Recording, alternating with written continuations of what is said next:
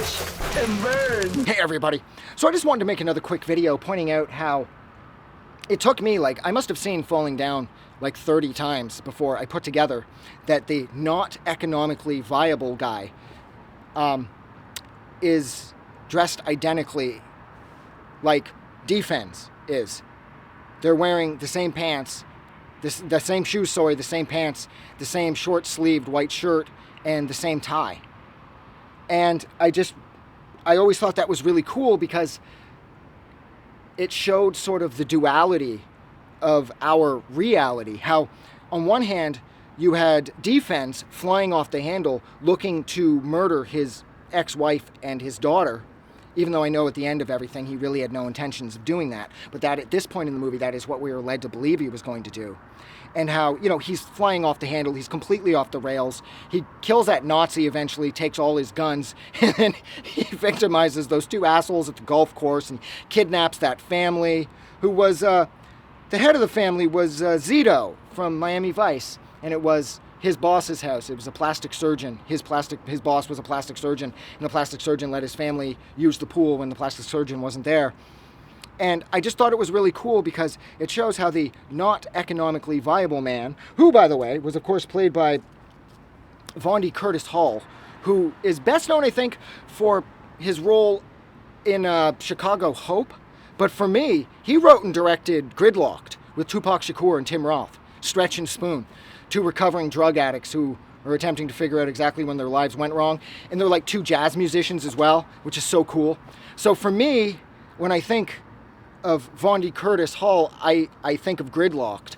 But he's the guy that plays the not economically viable man. And that's actually what he's registered as on the IMDb page for the cast listing for Falling Down. But I liked how his going off the rails was far more sensible. And it showed that he had more character and more integrity than Defense did, because he wasn't looking to use violence to solve his problems. When he went into the bank in an attempt to secure a loan for whatever he needed it for, and he was denied, his sort of like lashing out at society was to make a sign comprised of like a piece of wood and Bristol board saying not economically viable, and to march up and down out front of the bank saying this to everybody walking by.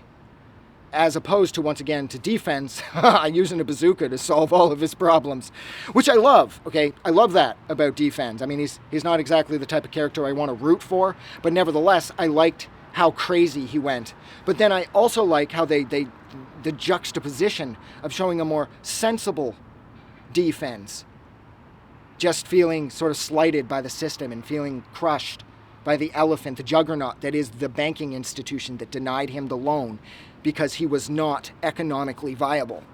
And it's a really nice touch, too, at the end, after he's being arrested. He's like, they're coming for me, I'm going away now. And he says to Defense, don't forget me. And I'm like, yeah, and Defense is like, I won't. And like I said, it took me like 30 watches before I even noticed that they were the same person. It's just that they were completely on opposite sides of the fence. Not economically viable man was far more sensible, and Defense was like, fuck this. I lost my job, I'm killing everybody. So, yeah, that's it. So thank you for hanging out with me for far too long, almost 4 minutes, while I pointed out how the not economically viable man is dressed identically to Defense in the 1987 or 1988 movie, Falling Down. Watch it be in 89 now.